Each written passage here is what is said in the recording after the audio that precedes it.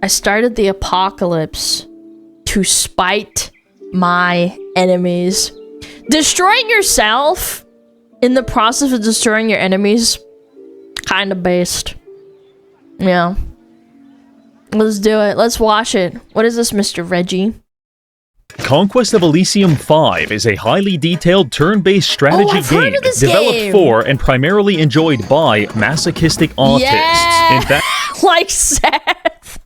I would call it This is like the second video by Reggie, I'm pretty sure, no? predatory and immoral Dude. if it wasn't so good. The objective of the game is to survive in the world's largest open-air prison by killing all of the other inmates. Whether you want to accomplish this by bashing their head in with a club, digesting them in a cube of acid, or the cube absorbs all, dude. Well, I remember in a D&D campaign back in like 2019 or 2020, my friends and I got absolutely murked by a slime, and the DM had to step in and be like, he had to like make up some bullshit of basically we didn't get party wiped because like we got fucked up by a cube, a slime cube.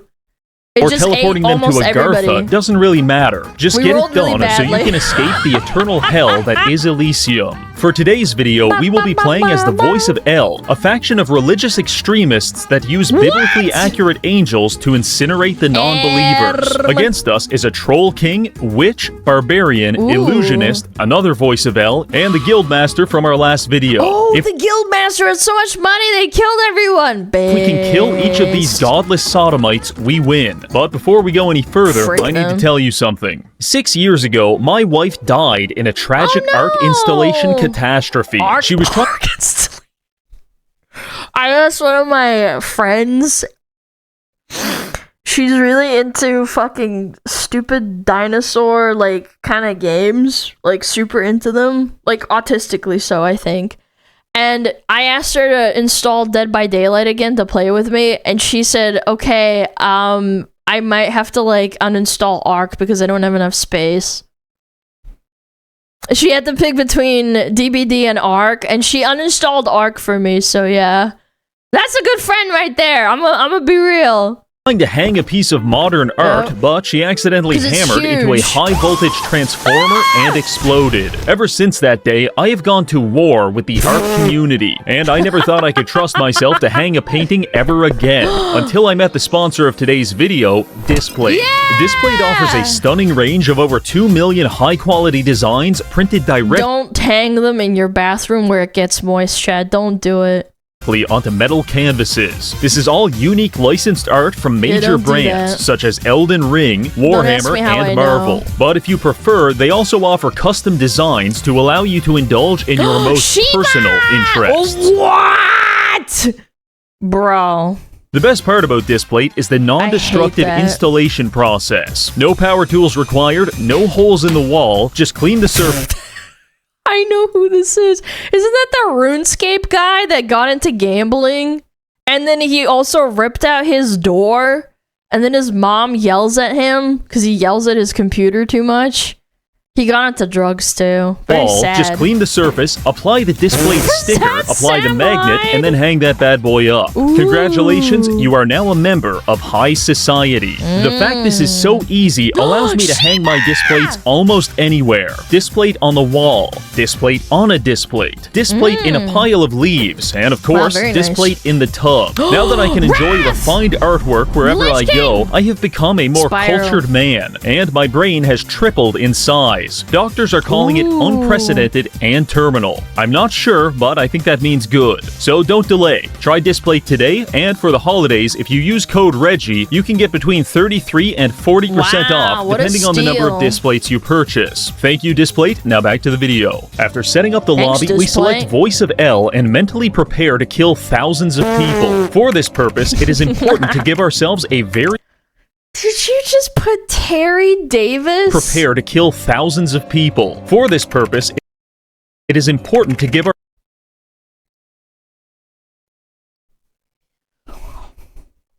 ourselves a very silly name, because then no one will take us seriously. Adolf Hitler committing a religious genocide is not remembered fondly.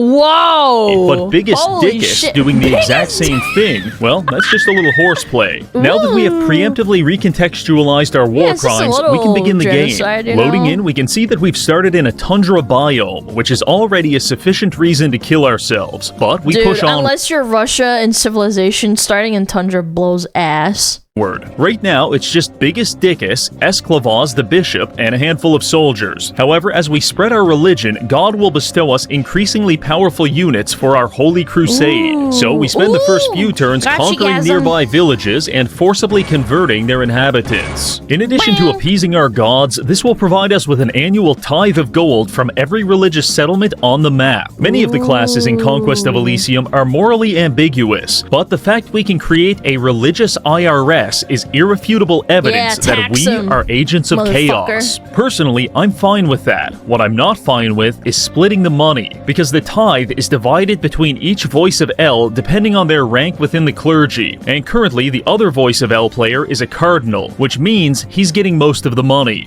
Absolutely unacceptable. He must be killed. Yeah, But that has to go on the back assassinate burner him. for now, because we've just encountered our neighbor to the southeast, the Barbarian. This faction uses savage brutality and shamanic rituals to crush their enemies. So I make sure to avoid them entirely and then steal all of their I love territory gotcha when they're not references. looking. This tactic actually worked pretty well, and as our theological influence grew, several people came to join our cause. Religious flagellants began appearing in nearby towns. Flagellate A paladin yourself. and his retinue of Templar joined our army, and finally Based. a pilgrim set out to travel the Holy Land. I'm sorry to report he was immediately killed by a group of marauding barbarians. No! The paladin was ripped apart by birds of prey, and shortly after that, the flagellants were slaughtered by a giant octopus. Having he our got followers hentai'd! viciously killed in comically painful ways might seem like bad publicity, but actually it's highly relatable, because everyone unfortunate enough to live in Elysium is currently going through the exact same thing. Now, in order to defeat our barbarian friends, we're going to need one thing: lots of money. Money can do amazing things. Simply go to any live streaming website and you'll see just So how powerful cute. $50 can be. But don't worry, He muted the bid donation sound. I'm not planning on paying the barbarian to put his ankles behind his head. Instead, we have something else in mind. But first, we have to secure some cash. So I began expanding to the west, seizing several villages and gold mines. This was also where we encountered the witch. Her faction uses Man. powerful swamp magic Average to woman, kill you in just the a most witch. disgusting ways possible. Oh my god. Who are those brothers that got a bunch of plastic surgery? The two twins? Yeah, right. Think of the raid. We're watching a video by Reggie right now. What is it? Yeah, the Bogdanov twins. Yeah, she kind of reminds me of that.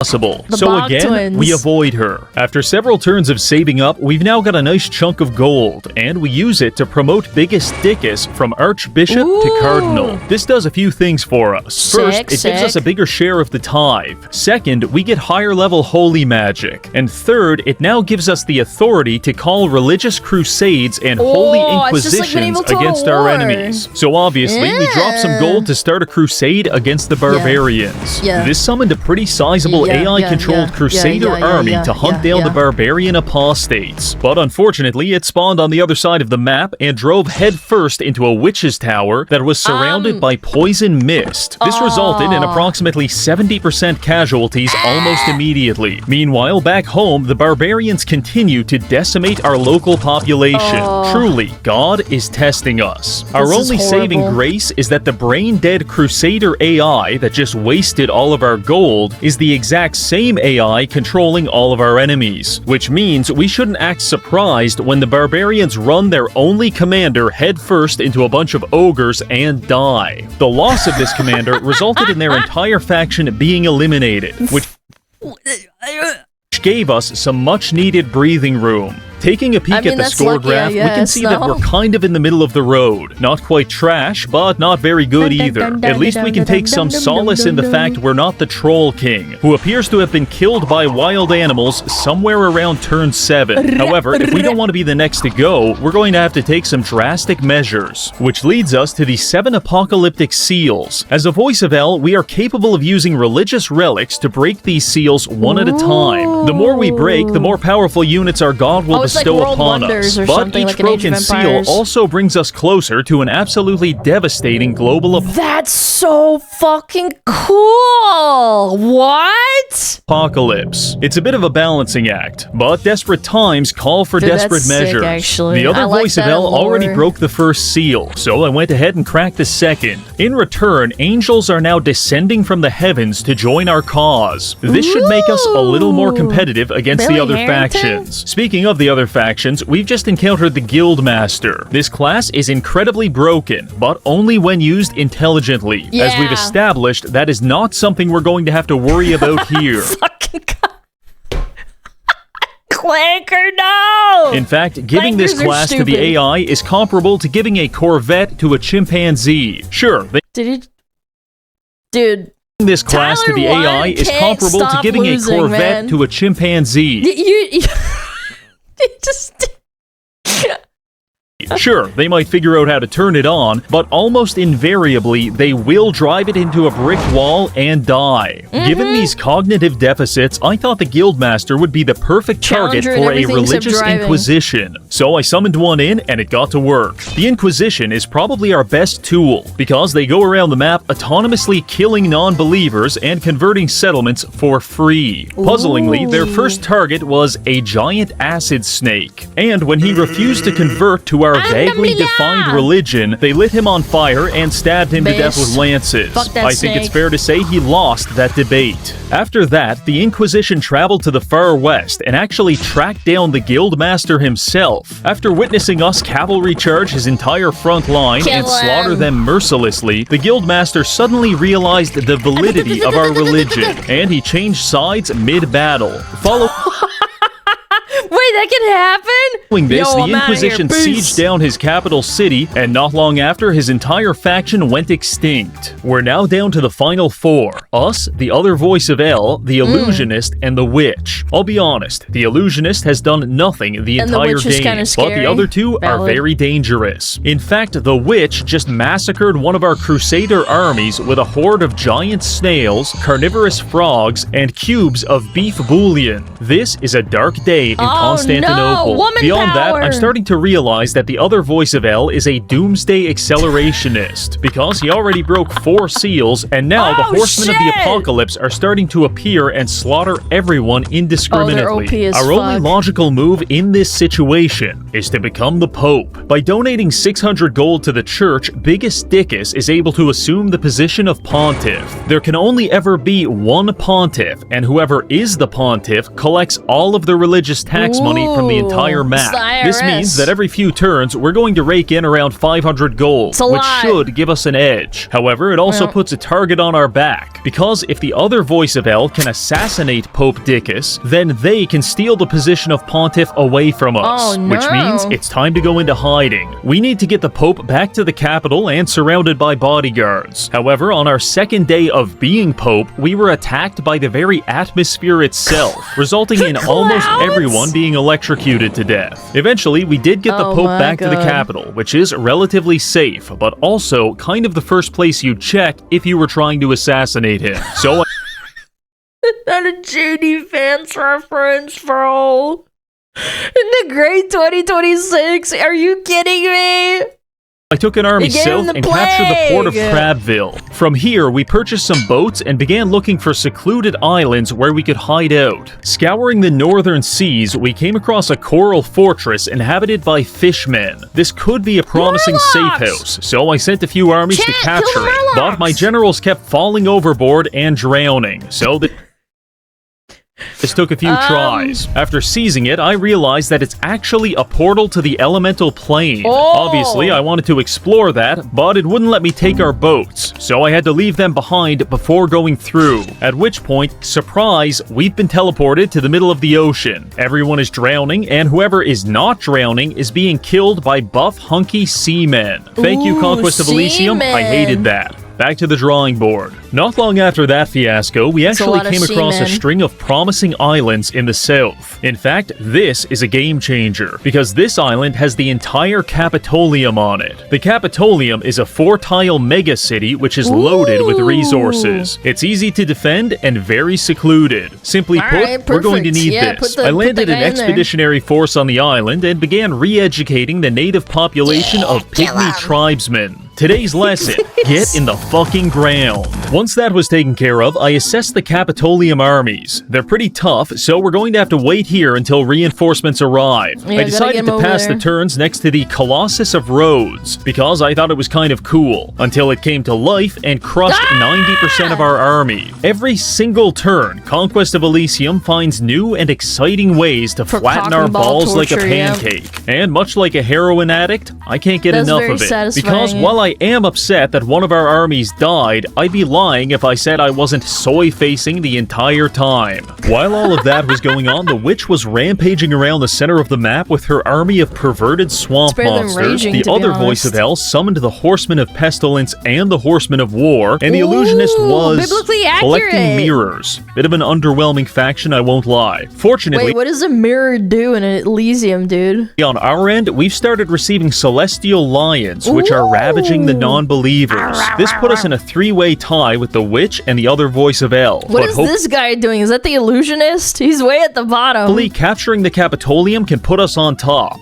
Arriving there with a new army of crusaders led by Pope Dickus, we launch our first attack. Our front line of Templar have high armor, which makes them almost invulnerable to projectiles. But the rest of us are not so lucky. Quickly charging down the gates, we begin slaughtering the defenders while the Emperor does his best to aura farm from the ramparts. This backfires catastrophically when Biggest Dickus casts Heavenly Wrath and smites him for 500 damage. Following his death, we won the battle and repossessed his collection of zany magic items. Now we can focus on conquering the other districts. The Slave District was predictably easy. Trade District, not too bad either. But the Temple District, that one sucks. Because its garrison is commanded by a cardinal who appears to be high on speed. This guy is specialized in conversion magic, meaning that mid-battle he can cause 10 to 20 of our soldiers to change teams every turn. So to avoid receiving the cardinal's gay conversion therapy, we recruited 2 catapults before attacking. These proceeded to smoke him in the face with boulders, and he died en route to the hospital. Good riddance. With that, we have now conquered the entirety of the Capitolium, and our economy is at an all-time high. Also, in unrelated news, Pompelus the Illusionist was found dead in a Papa John's bathroom. That leaves just us, the witch, and the other voice of hell. Let's take a look at the score graph and see how we're doing. We're fucked. While we were busy dying to— What the hell did this bitch do? Statues, Pink appears to have been conquering the entire map. And furthermore, our god seems to be favoring him, because for the past 25 turns, we have been re-gifted the same 2 celestial lions over and over, while Pink is receiving angelic warriors, archangels, and whatever the hell this is. In the theological chess battle between our 2 factions, we're losing so badly that our opponent just got up from the table and he's now banging our wife. But in any game of chess, the loser always has one option. Flip the table and eat the pieces, which is exactly what we're going to do. You see, Pink has broken 6 of the 7 holy seals, and he thinks we won't break the last one because it will start the apocalypse. But here's an important lesson, you greedy bastard. Mutually assured destruction only works if I have something to lose, and as a matter of fact, you've taken most of my territory. So good luck everyone else. I open the ceremony screen and break that 7th seal without hesitation. Oh no, there's locusts everywhere. The apocalypse has begun. Scorpions! Forest fires have started all over the map, and a portal to hell has opened in the desert, spewing forth hundreds of disease demons, scorpions, and giant grasshoppers with human faces. At the same time, a portal to heaven has appeared, and several angelic armies are rushing into Elysium. Initially, I looked at this and thought, oh good, they're here to kill the demons and take us to the promised land. Everyone. Clearly, I forgot which game we were playing, because this is less of a battle between good and evil, and more of a spit roast with us in the middle. On top of all of that, at the center of the map, there's a portal to the underworld, where all dead units live as spirits. It was never relevant up to this point, because it was guarded by a giant hell Hell Dog. But now that the angels killed him, hundreds of ghosts are coming through the portal and DJ attacking Khaled. us. Last but not least, the fish people from earlier have come through their portal, and they're invading us in the north. In conclusion, 4 different dimensions are collaborating to gangbang us out of existence. I know that sounds bad, because it is. Yeah, but relatively speaking, it's way worse for Pink, since he actually has an empire to lose. Us, on the other hand, Stonk's bad for Pink. and we're just hiding out on a secluded island, waiting for everyone to die. Speaking of which, there goes the witch. Just one more faction to eliminate, and then we win. Evidently, Pink was not enthused about our decision to end the world via interdimensional group sex, and he actually sent Sophiel the Archangel to the Capitolium to kill Pope Dickus. In terms of assassination attempts, I found this rather wanting. Sophiel barely even tried, and eventually he was kicked in the head by a horse and died. But as it turns out, that was all part of his plan, because he was carrying cursed items, and now that we killed him, they've been transferred to Pope Dickus. One in particular is an issue: the balances of famine. These give the plague to whoever is holding them, and since they're cursed, we can't drop them, meaning Pope Dickus's days are numbered. This is some CIA-level assassination technique. As an avid scuba diver, Castro with an explosion, I tried to take advantage of his hot blood planning a suit to contaminate a deadly fungus, debilitating skin disease, and other very vicious mouse intending to load a shell with lethal amount of explosives that he was a mouse would be painted in vivid colors to attract the attention of an underwater Castro. Neither plan made it to fruition. Dude, I didn't even know about this. This is so fucked up. That I hadn't even considered until now. God. Fortunately, the plague takes a while to kill us, so we can retreat to the capital and start building a doom stack while waiting for everyone else to perish in the apocalypse. Fast forward 20 turns, things are getting worse. If our metric for success is Pink dying, then we're making progress. But if our metric for success is anything else, we're fucked. Global warming has turned the entire map into a permanent desert, the quality and quantity of demons has tripled, and Abaddon, the Lord of Hell, has begun permanently destroying every settlement in Elysium, meaning our tithe money has started drying up. On the upside, we found a method to keep the Pope alive. He's currently dying from leprosy, but by recruiting half a dozen bishops and spamming healing spells, we're able to heal him faster than his disease can kill him. Don't get me wrong, his flesh is still rotting from the bone, but with this method, he's able to cling to life as some kind of living corpse. Now look, I'm going A Warhammer reference, I like that. to be honest, the prognosis for Elysium is not good. Every turn, there's less resources, more demons, and our public approval is questionable at best. So I think it's about time we leave. Currently, we've got 4 options. We could travel to heaven, hell, the underworld, or the elemental plane. The underworld gradually kills you and causes you to go insane, basically syphilis. And the elemental plane is just a virtual form of waterboarding. So those two are off the table. You're probably thinking heaven is a good option, but I checked. It's full of angels that will try to kill you and a strangely high population of pickpockets. That leaves us one final option. Bunch of rogues. Fellas, we're all going to hell. The portal to hell opened in a desert to the west, so it's time to prepare one final crusade as we stake everything on this daring relocation. I assembled Pope Dickus and his army of Templar, ferried them onto the mainland via boat, and we began carving our way through what's left of Pink's empire. He did try to stop us, but our army was pretty fresh, whereas his spent the last 30 turns getting diabolically molested. So we won pretty easily. For the first time in over 150 turns, we are now slightly above Pink on the score graph. Good. I can feel myself ascending. The crusade continues, conquering several cities and desert palaces. At this point, every single tile is occupied by demons, so every move we make is the result of an in-depth calculation regarding whether it's preferable to be stung to death by scorpions or receive every known STD from a gang of bug chasers. Eventually, we made it to the portal with about 200 units. I have no idea what's on the other side of this, but it can't be any worse than the implacable psychic torture that awaits us in Elysium.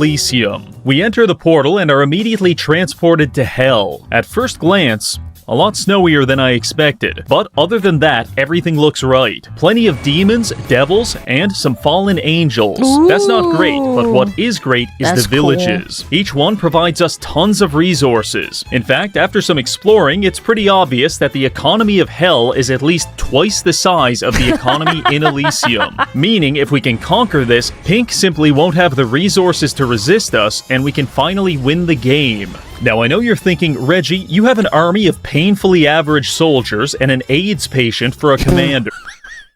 You need more angels! You stand no chance against the Lords of Hell, and normally I would agree, but they actually have medication for that now, and also, the final feature of this class is the blessing system. All of our holy units have the blessed status, which gives them bonus stats, but by performing rituals to God, we can increase the amount of stats provided. How many times can we do this, you may ask? Infinite. You can do it infinitely, yes! Which means we can turn our weakest unit into a 40 health Giga Chad. The flagellators who smack themselves, they turn into Giga Chads.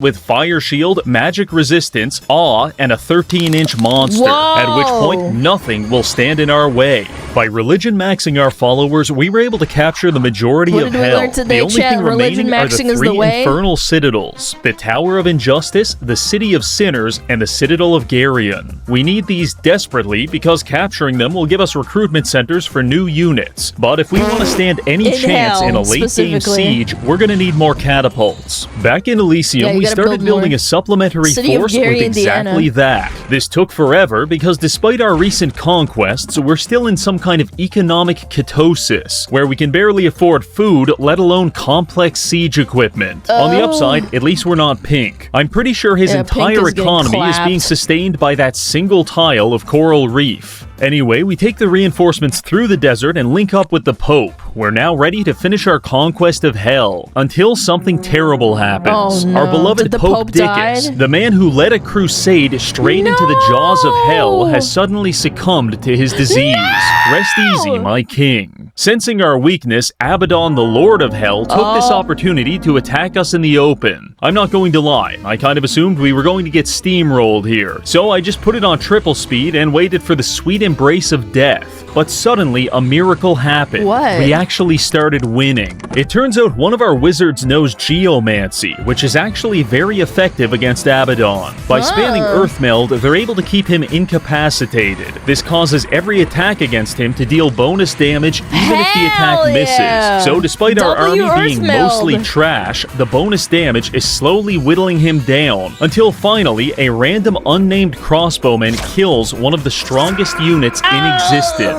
If this happened in Elysium, Abaddon would actually respawn in Hell due to his planar immortality. But since we killed him in Hell, he's gone for good. After receiving another batch of reinforcements, our invasion is back on track, and we march for the Tower of Injustice. Loading into the battle, this might look easy, but each of these demons are fairly powerful spellcasters, which is why we brought spellcasters of our own, in the form of 9 catapults. Magic specializations include Blunt Force Trauma and Closed Casket Funerals. Using this, we managed to take out the enemy commander before the battle even started, at which point we stormed the gates and captured the tower at the cost of about 75% of our units. 1 down, 2 to go. We were off to a good start, but before I could celebrate, the forces of Hell conspired to ruin my life. This doom stack of fallen angels moved into the portal linking Elysium to Hell, and now they're blocking it, which means we no longer have access to outside reinforcements. No more Templar, no bishops, and worst of all, no catapults. Furthermore, efforts to dislodge this blockade have been met with very limited success. On the upside, now that we have a citadel, we can recruit units directly in Hell, but the selection is limited and they're very expensive, so it's time to get creative. First, I took Murgles the Bishop and promoted him to Murgles the Pope.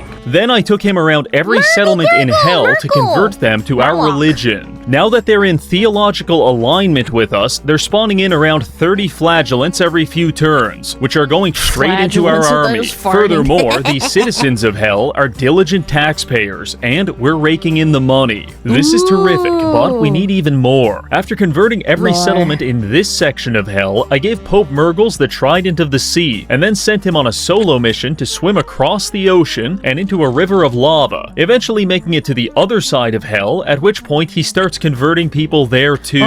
Personally, I'm not very religious, but if a man swam through a lake of fire just to tell me about his erotic doomsday space opera ideology, I'd give him a chance. Why is it got Mpreg and Mr. Peanut and LeBron?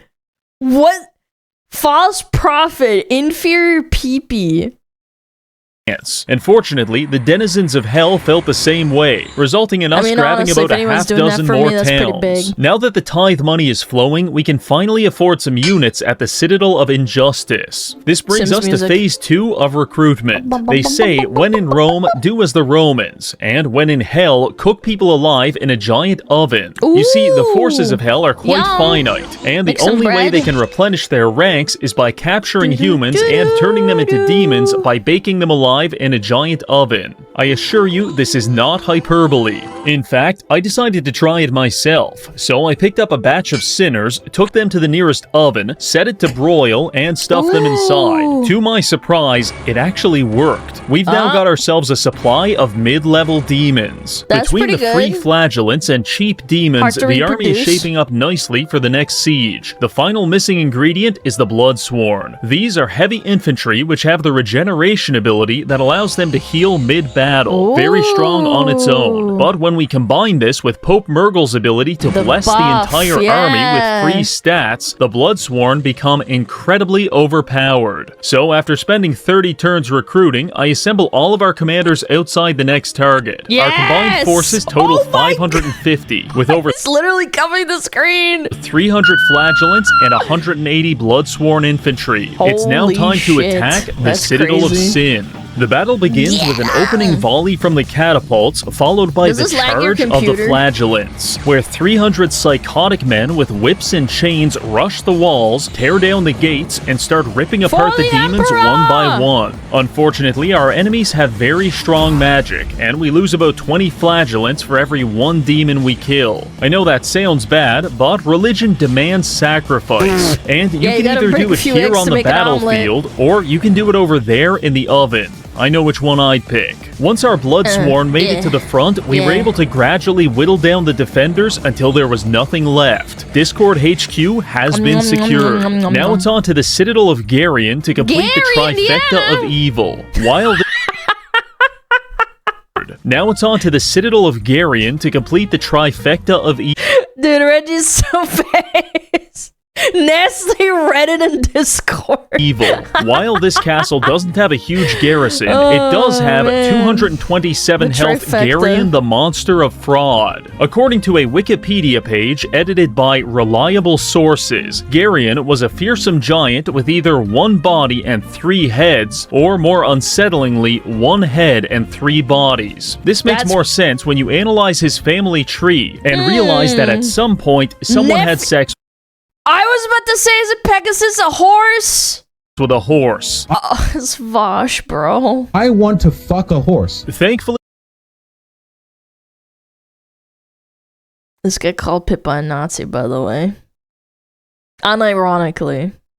our Crusaders don't have to worry about that. Instead, we have to worry about his level 3 command magic, because this Garion is a master of manipulation. We go ahead and attack his citadel. He starts the battle by casting Mass Confusion, and despite our magic resistance, this affects 70% of our army. When confused, units typically wander around aimlessly and sometimes beat themselves to death. A very compelling opening move. The battle proceeds with Garion using Sleep, Confusion, and Charm spells to delay us, while his Ice Devils cast map-wide blizzards to chunk our entire army. But thankfully, our Bloodsworn are regenerating, but everyone else, not so much. Once we make it to the gates, I realize they're actually electrified, and about 200 people die in the process of breaking them. At this point, I was pretty sure we were going to lose, until our old wizard had some kind of flashback to Iwo Jima, because for the next 20 turns, he became a human flamethrower. This helped our Bloodsworn close the gap, and after 30 rounds of combat, one of our soldiers stabbed Garion in the head for 40 damage, killing him on the spot. Well, there it is. This all started with Satan performing a home invasion on us in Elysium. But like a deranged sociopath, we hid under the floorboards, stalked him until we found his house, and then performed a counter-home invasion. Now, after killing all of his friends, we're sitting on his couch watching TV, and it feels good. But one final problem remains. The last remaining player, Pink. You may be wondering how he even survived this long in the first place, and the answer is the same way we did. While we held out on Capitolium Island, Pink weathered the storm to the east on Crab Island. This was possible because his settlements continually spawned angelic creatures to defend him. All of these units have flying, which means in theory they could easily leave the island, wander into a bunch of scorpions, and die. But they also have leadership, which means they like to add random units they find into their army, and once they add flagellants in, the army can no longer fly, meaning it's permanently stuck on the island. So the only thing left for it to do is spend 300 turns wandering around, collecting more units and killing things. This phenomena resulted in both us and Pink accumulating absolutely massive doom stacks that have defended our islands for the past 500 turns. Now that we've rebuilt our economy in hell, it's time to go to Crab Island, crush Pink's last army, and finish this once and for all. We begin recruitment of an invasion force immediately, and after securing a navy, we set sail for Crab Island, until we got ambushed by a disease devil who used decay to decompose our boats and drown half the army in about 7 seconds. Absolutely devastating. After receiving reinforcements from the capital, we landed on Crab Island with a force of 400 of the finest hobos and bums I could afford to hire. Most of these units aren't holy, but thanks to the Bless Army ability, we can effectively baptize 400 people at once, giving them a massive stat boost. Now that we're here... Wait, they do baptisms like this? Baptize 400 people at once, giving them a... They just double dunk them? Massive stat boost. Now that we're here, there's just 2 targets. The guard tower in the south and the city to the north. We start with the tower since it's less defended, and waste no time slaughtering the 200 defenders. The only hiccup was the fact they had a paladin with level 3 magic, which he used to make himself invulnerable to all physical damage. This resulted in him almost killing our entire army before one of the wizards came up and smoked him in the face with a fireball. That, in a nutshell, is why this apocalypse happened in the first place. Pink got paladins with level 3 magic, and we got paladins with level 3 brain damage. The injustice was simply too much. After grabbing some more soldiers, we head out to take Pink's final city, but he intercepts us in transit with an absolutely massive army of celestial lions and flagellants. The final battle for religious supremacy begins now. A rampage of 30 lions barrels down on our front line. We are but wheat before the scythe, and they cut us down. However, that's part of the plan, because all of our units are blessed with level 2 fire shields, which returns damage to their attackers. So by jamming hundreds of men into the meat grinder that is Pink's army, we gradually managed to break it. Now it's up to our backline of casters to clear out the hundreds of enemy flagellants rushing toward us. Thanks to the generous application of level 3 pyromancy, we managed to accomplish this task, barely eking out a victory against the odds. After clearing out his final city to the north, we checked the score graphs. Pink is no longer a thriving empire, but rather a corpse pretending to breathe. And after kicking him a few more times, he does the honorable thing and gives up. Now finally, after surviving the apocalypse, conquering hell, and achieving religious supremacy... But is the apocalypse still happening the whole time or not? Even though you killed Satan or whatever? We have won the game. As we scroll out and marvel at the truly disgusting state of Elysium, I am reminded that our kingdom is not of this world. It's hell. We live in hell, and I like it that way. For what does it profit a man to gain the whole world and lose his soul in the process? That is the fate we have saved Pink from by killing him, which in the end makes us not only winners, but also morally superior. Thanks for watching, and I'll see you in the next video. Idiot.